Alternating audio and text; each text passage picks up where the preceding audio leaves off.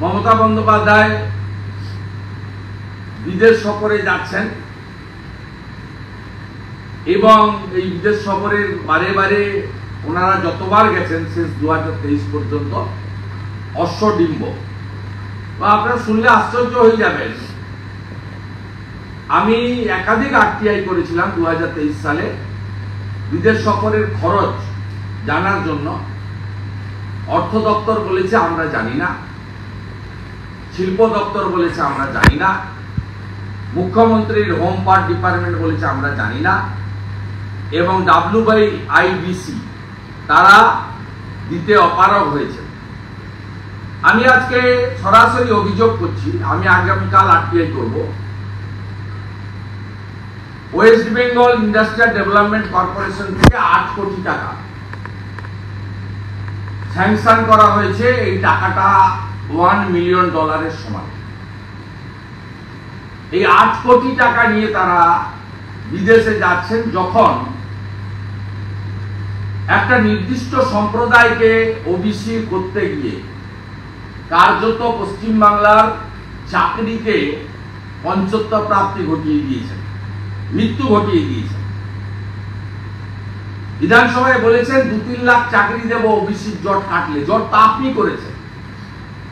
National OBC কমিশনের তালিকার বাইরে গিয়ে আপনি নিয়োগ করেছেন বলে সম্মানীয় বিচারপতি তপব্রত বাবু এবং রাজাশেখর মান্থা বাবুর বেঞ্চ বাতিল করেছে, এবং আপনি সুপ্রিম কোর্টে গত 6 মাস ধরে স্টে পাওয়ার চেষ্টা করেও ফেল করেছেন। তাই আপনার লোকেরা সুপ্রিম কোর্টে গত পরশুদিন 3 মাসের সার্ভের কথা বললেও আপনার লয়ার, আপনি সার্ভে আগে থেকে শুরু করেছেন, সব কাগজ আমার কাছে আছে। আপনি 10 তারিখ থেকে সার্ভে শুরু করেছেন, গত সোমবার পর্যন্ত সার্ভে করিয়েছেন, যার বিরুদ্ধে ইতিমধ্যে প্রধান বিচারপতির বেঞ্চে মামলা হয়েছে বলে আমি দেখেছি মিডিয়ার মাধ্যমে, এবং আমি আমার লয়ার বন্ধুদের কাছ থেকেও জেনেছি প্রধান বিচারপতি এই মামলা গ্রহণ করেছে। তাই আপনি যেখানে চাকরি নেই, যেখানে হসপিটালে প্রায় কার্যত কোনো জীবনদায়ী ওষুধ নেই, আপনি 8 কোটি টাকা WBIDC থেকে নিয়ে সপার সব আপনি বিদেশে যাচ্ছেন। এতে এর আগের বিদেশ সফরগুলোতে আপনি আমাদের বাংলার গৌরব সৌরভ গাঙ্গুলিকে বিদেশে বসিয়ে বলেছিলেন, তার জন্য তো আপনি নবান্নতে বা বেহালায় সৌরভ বাবুর বাড়িতে গিয়ে করতে পারতেন। সেটা না করে বিদেশে গিয়ে বললেন সৌরভ ইনভেস্টমেন্ট করবে শালবনীতে। আমরা এর কারণ জানতে চাই। 23-এর আপনি যে খরচ করেছেন, কোথাও আরটিআই উত্তর দেননি। কালকে আমি আরটিআই করব। আমি লিডার অব অপোজিশন, আমি দায়বদ্ধ। আপনি গভর্নমেন্টের এক্সচেকার থেকে এভাবে টাকা নষ্ট করতে পারেন না। আপনি 7 লক্ষ কোটি টাকা ঋণ করে দিয়ে গেছেন, বাম আমলে ঋণ ছিল 2 লক্ষ কোটি টাকা। আপনি এইভাবে রাজ্যের অর্থনীতিকে ধ্বংস করতে পারেন না। এবং এই বিধানসভাতে সংখ্যাগরিষ্ঠতার সুযোগ নিয়ে, বিরোধী দলনেতাকে বাইরে রাখার সুযোগ নিয়ে ভয়ঙ্কর 2টো বিল পাস করিয়ে নিয়েছে। পাস এমনিতেই হতো, সব হাত তোলায় মেলে রয়েছে। আর আমাদের পশ্চিমবাংলার জনগণ সংখ্যাও কম দিয়েছে, আমরা আমাদের সংখ্যা নিয়ে লড়াই করি।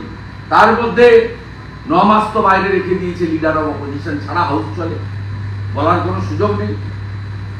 বঙ্কিম ঘোষ 30 দিন বাইরে ছিলেন, বিশ্বনাথ কারোর হাউসে না থেকেও বাইরে ছিলেন, মানে 19 তারিখে ওদের উঠেছে গতকালকার, বলার কোনো সুযোগ নেই হাউসে।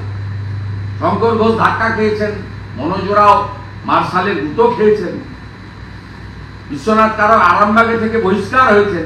2টো বিপজ্জনক বিল পাস করিয়েছে। পশ্চিমবঙ্গে ইন্ডাস্ট্রি নাকি এত সুন্দর গ্রোথ হয়েছে, ইন্ডাস্ট্রিতে আর ইনসেন্টিভ দেবেন না, এই বিল পাস করেছে।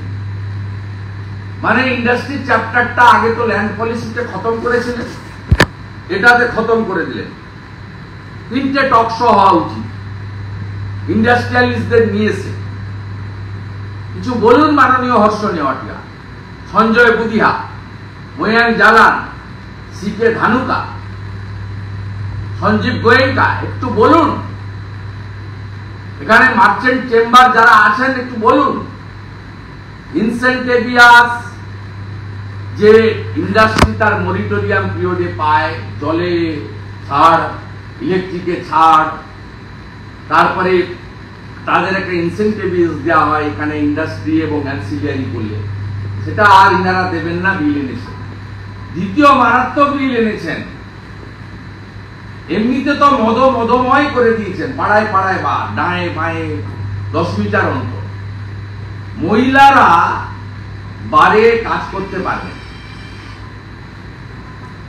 যেটা এক্সাইজের পলিসি ছিল সেখানে বদল এনেছেন যে এবারে বারগুলোতে মহিলারাও কাজ করতে পারে। রাজ্যটাকে কোন জায়গায় নিয়ে যাচ্ছে তো করবে, কারণ বিয়ার যিনি তৈরি করে প্রোডাক্টটা তিনি বিদেশ সফরের ব্যবস্থা, অতএব এগুলো তো হবেই পশ্চিমবঙ্গে। যে শহরের বাবুরা এখনো ঋষিমণির ভক্ত, তাদের উদ্দেশ্যে এই কথাগুলো বলে আমি শেষ করছি, আমার আরো কাজ আছে। আমাদের ভিডিও ভালো লাগলে লাইক এবং শেয়ার করুন, কমেন্ট সেকশনে গিয়ে জানান আপনাদের মতামত। আরও ভিডিও পেতে আমাদের চ্যানেল সাবস্ক্রাইব করুন এবং প্রতি মুহূর্তে খবরের আপডেট পেতে প্রেস করুন বেল আইকন।